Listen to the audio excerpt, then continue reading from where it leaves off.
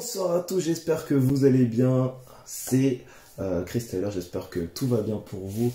On est dans le WWE Report et on est de retour. Donc pour ceux qui se demanderaient pourquoi on a pris beaucoup de temps, avec les entraînements, la fin du Covid, tout ça, la reprise des entraînements, vraiment la rentrée pour certains, la rentrée en cours pour d'autres. Le travail également, ça fait pas mal de temps qu'on n'a pas fait de vidéo. Du coup, si on n'a pas fait de vidéo, on s'excuse parce que normalement on avait dit qu'on devait faire des résumés des shows de la WWE par semaine. Sauf que du coup, ça fait un petit moment que Kevin Payne, notre collègue, ne regarde pas la WWE à cause du fait qu'on bosse beaucoup et puis les entraînements, tout ça. Du coup, c'est pour ça qu'on n'a pas fait des vidéos, mais on se rattrape ensemble avec le show de ce soir, NXT Super Tuesday 2, et nous avons un magnifique layout que j'ai fait moi-même il y a quelques secondes.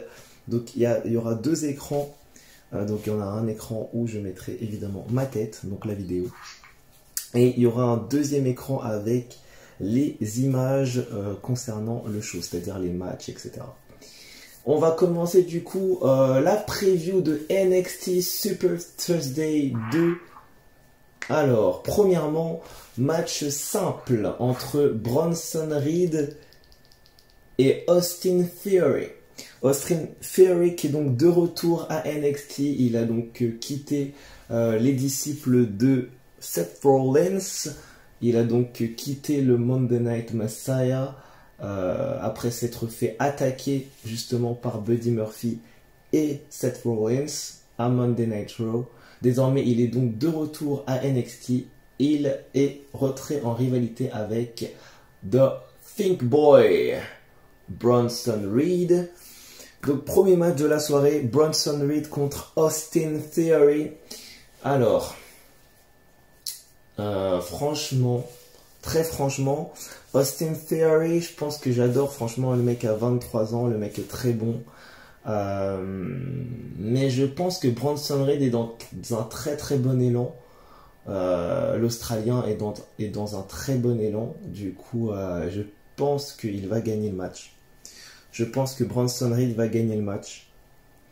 Et avec son Tsunami Splash de la 3e corde, ça va être très bon, je pense. Franchement, ce match va être très très bon. Mais je pense à 75% que Bronson Reed va battre Austin Theory ce soir. Ensuite, deuxième match, Roderick Strong, le tiers d'Undisputed Era. Il va faire face à l'ancien membre de Sanity, The Beast of Belfast, la bête de Belfast en Irlande. Killian Dane. Killian Dane contre Roderick Strong. C'est dur. C'est dur parce que j'aime beaucoup les deux. Et puis, je trouve que Killian Dane est très très bon. On le voit rarement également à NXT. Et puis Roderick Strong, il est dans un très bon élan également. Donc ça va être très dur. Mais je pense que je vais dire... en fait, je pense que si Undisputed Era est présent, je pense que Roderick Strong va battre Killian Dane. Je pense. Après, si c'est juste Roderick Strong qui va faire face à Killian Dane dans un match 1 contre 1 sans la présence d'Undisputed Era, ce qui est, on va dire, moins probable parce que Undisputed Era marche tous ensemble, donc ça va être compliqué, mais je pense que Killian Dane va gagner. Je pense que Killian Dane va battre Roderick Strong parce qu'il est plus lourd, il est dominant, il est heel en plus, il me semble. Donc ouais, franchement Killian Dane. Après Roderick Strong, il peut le battre. Franchement, ça va être dur. Franchement, ce match, je suis, on va dire, neutre parce que je pense que les deux peuvent peuvent se battre mutuellement. Mais c'est dur. Franchement, c'est très dur, mais je pense que je vais dire Killian Dane pour ce match. Ouais. Troisième match de la soirée, match proposé la semaine dernière à NXT Super Thursday numéro 1. Suite à l'attaque de Mercedes Martinez qui a rejoint il n'y a pas longtemps la Robert Stone brand de Robert Stone évidemment avec Aliyah. Mercedes Martinez a décidé de attaquer Rhea Ripley et donc Rhea Ripley a tout simplement lancé un défi à Mercedes Martinez pour ce soir. Elle veut Mercedes Martinez dans un match un contre un, mais ça sera pas un match simple comme Bronson Reed contre Austin Theory ou alors Roderick Strong contre Killian Dane. Ça sera un Steel Cage match, autrement dit ça sera un match en cage en acier. The Women Nightmare, Rhea Ripley face à Mercedes Martinez. Ça va être un match vraiment dur parce que c'est deux femmes dominantes clairement. Mais je pense que sans hésiter, je vais dire Rhea Ripley. Rhea Ripley, c'est une ancienne championne NXT, une ancienne championne NXT UK également. Elle a dominé la division d'NXT en tant que championne. Elle a dominé la division d'NXT NXT UK en tant que championne également. Avant de se faire détrôner, il me semble, par sa pote qui est Toni Storm, il me semble, si je dis pas de conneries. Et franchement, très franchement, je pense que c'est Rhea Ripley, sans hésiter, qui va gagner. Voilà. Et apparemment, c'est la rencontre qui débutera le show. Donc c'est le opener, le Steel Cage match est le opener de la soirée. Ok, on commence très très fort avec un Steel Cage. Ok, pourquoi pas.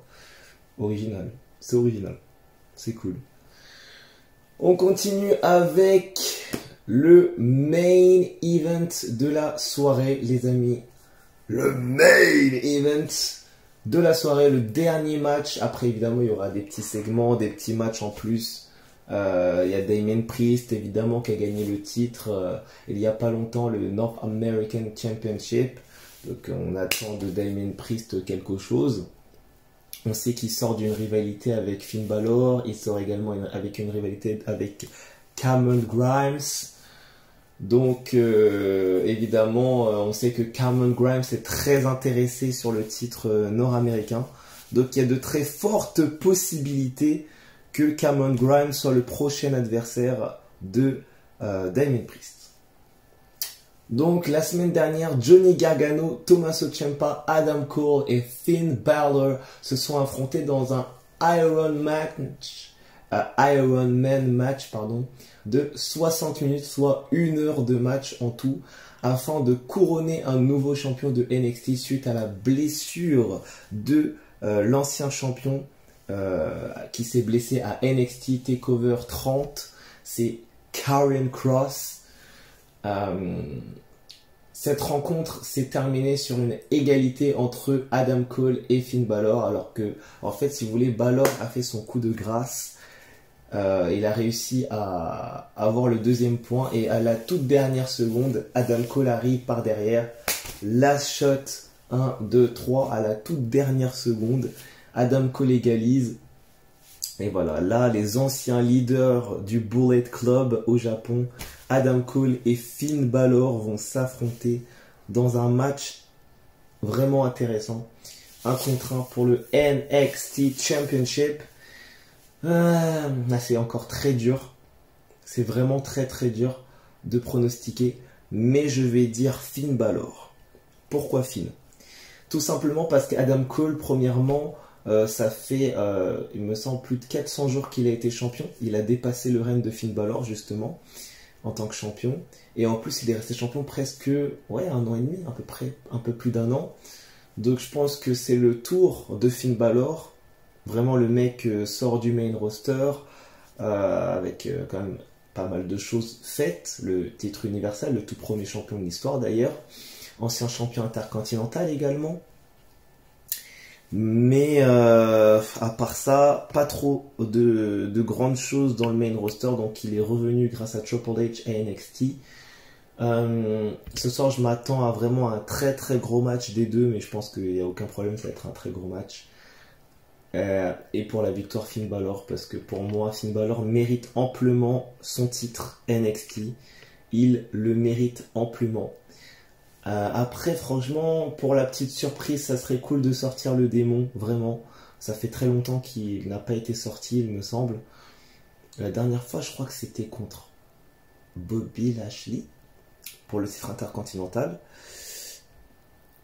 Ouais, c'est ça, je pense. Après, il y a eu Andrade également, si je dis pas de conneries. Mais